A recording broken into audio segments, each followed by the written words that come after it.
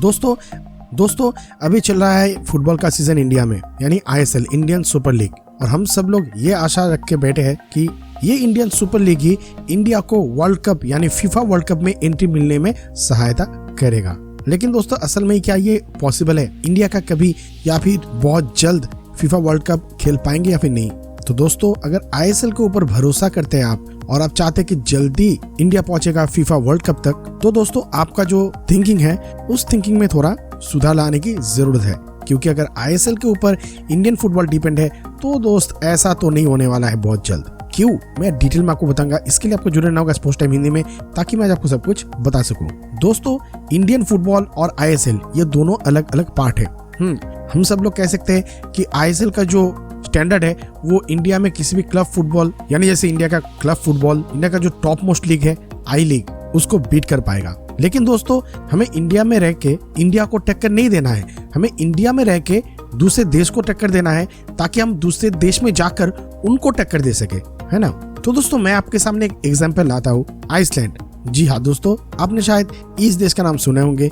World cup में ये देश बहुत जल्दी क्वालिफाई कर गए हैं। जी हाँ दोस्तों, आप सुनकर हैरान हो जाएंगे, सिर्फ 10 साल लगा आइसलैंड को जीरो से हीरो तक। मैं आपको पूरा डिटेल में बताऊंगा कि आइसलैंड क्या क्या है और इंडियन फुटबॉल में क्या हो सकता है और इंडियन फुटबॉल कैसे आगे जा सकता है। तो चलिए आइसलैंड की बात करते हैं। आइसलैंड में 15 साल पहले भी फुटबॉल उतना पॉपुलर नहीं था, तो पॉपुलर कैसे हुआ? आइसलैंड में जो पॉपुलेशन है सिर्फ 3.5 लाख के आसपास है पूरा आइसलैंड में, और वहाँ पर फुटबॉल के लिए सीजन सिर्फ 3 या 4 महीने के लिए मिलता है, मई से लेकर सितंबर तक। और साल के बाकी समय वहाँ पर इधर स्नोफॉल होता है या फिर होता है वोल्केनो। जी हाँ, इन सब के बावजूद भी आइसलैंड फीफा वर्ल्ड कप के लिए क्वालिफाई कर गया है। और वहाँ पर ज्यादा प्लेयर्स भी नहीं था जिनको लेकर आइसलैंड आगे बढ़ सके, यानी आइसलैंड अपने घर वर्ल्ड कप ले आए या फिर फीफा वर्ल्ड कप में जगह बना ले। लेकिन हुआ ऐसा ही। तो फर्स्ट स्टेप आइसलैंड ने या उनके गवर्नमेंट जो है और उनका जो फुटबॉल का फेडरेशन ने बहुत सोचने के बाद 7 छोटे इंडोर फुटबॉल स्टेडियम बनाए वहाँ पर प्रैक्टिस के लिए। जी हाँ, ताकि पूरे साल भर वहाँ पर लोग फुटबॉल खेल सके या फिर प्रैक्टिस कर सके। अभी आइसलैंड में टोटल 100 से भी ज्यादा इंडोर फुटबॉल स्टेडियम है। सिर्फ स्टेडियम बनाने से नहीं होगा, तो प्लेयर्स को भी तो रेडी करना है। दोस्तों ये मेंटेलिटी उन लोगों के पास नहीं था। प्लेयर्स को पहले रेडी नहीं करना है, सबसे पहले उन लोगों ने ध्यान दिया कोचिंग के ऊपर। जी हाँ, आइसलैंड की जो कोचिंग है उनको बढ़ाना था। तो आइसलैंड से कोच बनने के लिए या फिर कोच को यानी फुटबॉल कोचिंग को उम्दा बनाने के लिए आइसलैंड की गवर्नमेंट और वहाँ की जो फुटबॉल कॉर्पोरेशन है उन लोगों ने मिलकर कोचिंग के लिए कुछ प्रोफेशनल्स को यूरो एफिलिएट क्लब पे कोचिंग सीखने के लिए भेजा गया। जी हाँ, पहले कोच ठीक हो जाए उसके बाद टीम तो अपने आप ही ठीक हो जाएगा।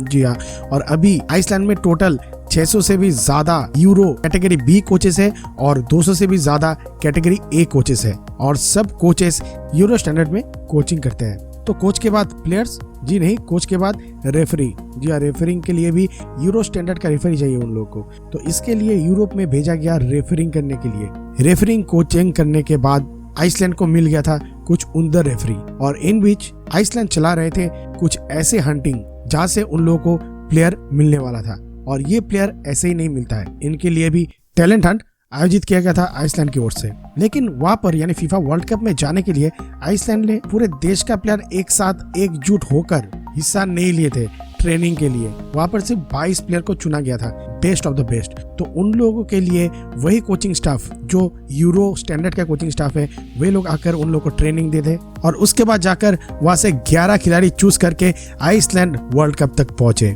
जी हाँ, ऐसे ही आइसलैंड का स्वागत किया गया था फीफा वर्ल्ड कप में। जी हाँ, तो बात करते हैं अभी इंडिया की। इंडिया में होता क्या है? आइसलैंड के मुकाबले बहुत ज्यादा पॉपुलेशन है इंडिया में, और इंडिया में वो जो बर्फीला आंधी है या फिर वोल्केनोज है यहाँ पर तो वो अवेलेबल एकदम ही नहीं है ना। तो इशू क्या है इंडिया में? सबसे पहली बात क्रिकेट। जी हाँ, क्रिकेट इंडिया में फुटबॉल का सबसे टफ कंपटीशन है। अगर आप रास्ते में जाएंगे और किसी को पूछेंगे कि इंटरनेशनल 2 फुटबॉलर के नाम बताए, 2 नहीं, अब बोल ही दीजिए कि फुटबॉलर का नाम बताए, तो वहां पर आपको सुनने में आएगा 2 नाम, मेसी और रोनाल्डो। सेम आप अगर इंडियन फुटबॉलर के नाम बताएंगे, कुछ लोग तो कह ही नहीं पाएंगे। जो लोग कह पाएंगे उनमें से ज्यादातर नाम आपके सामने ये आएगा, सुनील छेत्री और बाईचुंग भूटिया। अभी मैंने अपना दोस्त को पूछा, 2 नाम बताए, उसमें एक ही नाम आया, सुनील छेत्री। हाँ जी, वो कुछ ज्यादा ही दोस्त है। और अगर इंडिया में रास्ते चलते किसी भी आदमी को पूछेंगे कि कुछ क्रिकेट प्लेयर की नाम बताए, तो वहाँ पर Virat Kohli, MS Dhoni, Ajinkya Rahane, Shikhar Dhawan, Chris Gayle और बहुत सारे क्रिकेटर आपके सामने हाजिर हो जाएगा। लगेगा वो लोग आपके आसपास ही मंडरा रहा है ना। तो सबसे पहले क्या पॉपुलैरिटी, और इंडिया में सबसे ज्यादा जो बात है वो है बेंचमार्क। इंडिया में बेंचमार्क सेट करने वाला या फिर आप कह सकते हैं कि ट्रेंड सेटर कोई नहीं है। यहाँ पर आप जो फुटबॉल फैन होगा ना, वहाँ पर ज्यादातर लोग वही रियल मैड्रिड वर्सेस बार्सिलोना का मैच देखेगा, अर्जेंटीना वर्सेस ब्राजील का मैच देखेगा, पुर्तगाल का फैन होगा, जर्मनी का फैन होगा, लेकिन इंडिया का फैन जी नहीं, कोई भी नहीं। कुछ दिन पहले इंडिया फाइनल में पहुंचा था एक कप में, आप जानते ही है, और वहां पर इंडिया के स्कीपर यानी सुनील छेत्री, उन्हें हाथ जोड़कर सोशल मीडिया में आना हुआ था कि आप लोग प्लीज मैच देखने के लिए मैदान में आए। यहाँ तक कि उनको सपोर्ट करने के लिए क्रिकेटर विराट कोहली यानी हमारे इंडियन टीम का कप्तान, उनको भी सोशल मीडिया पे आना हुआ था, जाओ भाई आप लोग जाकर मैच देखो, फुटबॉल मैच हो रहा है। तब इंडिया का हालत ऐसा हुआ है। तो अभी आप देखिए, क्रिकेटर फुटबॉल को प्रमोट कर रहा है, तो हालत कैसा हुआ इंडियन फुटबॉल का। तो इंडियन फुटबॉल में इन्वेस्ट कौन करना चाहेगा, है ना। तो बात करते हैं अभी आईएसएल की। आईएसएल क्या कर रहा है?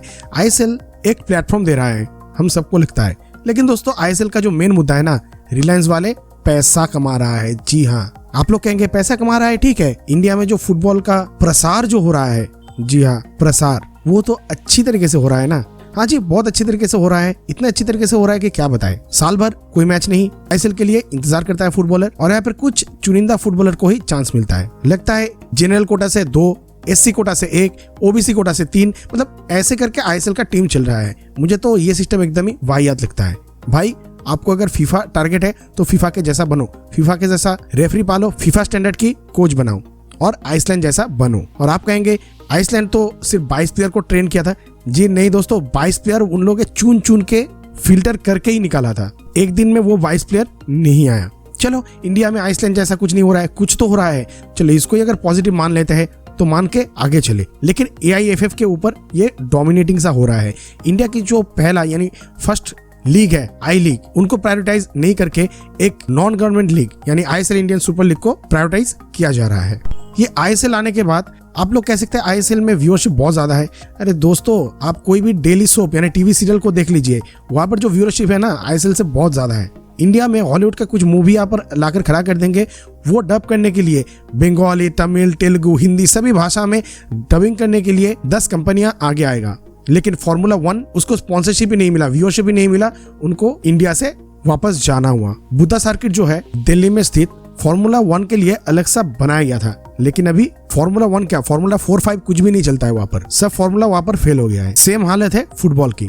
देश के बाहर जाएंगे तो फुटबॉल अव्वल नंबर पे आएगा, इंडिया में आएंगे तो फुटबॉल 2, 3, 4, 5 नंबर पे शायद हो सकता है। मैं नेगेटिव से बातें किसी के बारे में नहीं कर रहा हूँ, लेकिन अभी इंडिया का जो हालत है वो ऐसा ही है। तो बताइए क्रिकेट को छोड़ के कौन लोग वो होगा जो यहाँ पर स्पॉन्सर करना चाहेगा? तो AIFF और इंडियन गवर्नमेंट को ही कुछ करना होगा। हाँ, GTB से जूझ रहा है इंडियन गवर्नमेंट, स्पोर्ट्स में कैसे झुके। और इंडिया में फुटबॉल को गरीबों का गेम माना जाता है। जी हाँ, गरीबों का खेल माना जाता है। फुटबॉल में ज्यादातर जो खिलाड़ी खेलते हैं उन लोगों का बैकग्राउंड गरीब घराने से बिलोंग करता है। तो ये बताइए इंडिया इस हालत में कैसे फुटबॉल वर्ल्ड कप या फीफा वर्ल्ड कप में पहुंचे, या फिर ISL कैसे इंडिया को मदद करे आगे बढ़ने के लिए। तो दोस्तों आपको क्या लगता है, इंडियन गवर्नमेंट या फिर AIFF इनको मिलकर क्या करना चाहिए ताकि इंडिया अव्वल नंबर पे आए या फिर इंडिया फीफा वर्ल्ड कप तक क्वालिफाई करे? दोस्तों साथ साथ में मुझे लगता है इंडिया पर अगर फ्रेंडली मैच खेला जाए, international friendly match like Brazil, Argentina या फिर बार्सिलोना, साथ में रियल मैड्रिड का पूरा टीम आकर यहाँ पर कोई फ्रेंडली मैच खेले, फ्रीक्वेंटली मैच खेला जाए, तो फुटबॉल का प्रसार यहाँ पर होगा ही होगा। आपके सजेशन नीचे कमेंट सेक्शन में जरूर लिखिए दोस्तों, मुझे इंतजार रहेगा दोस्तों आपके मीठे मीठे कमेंट का।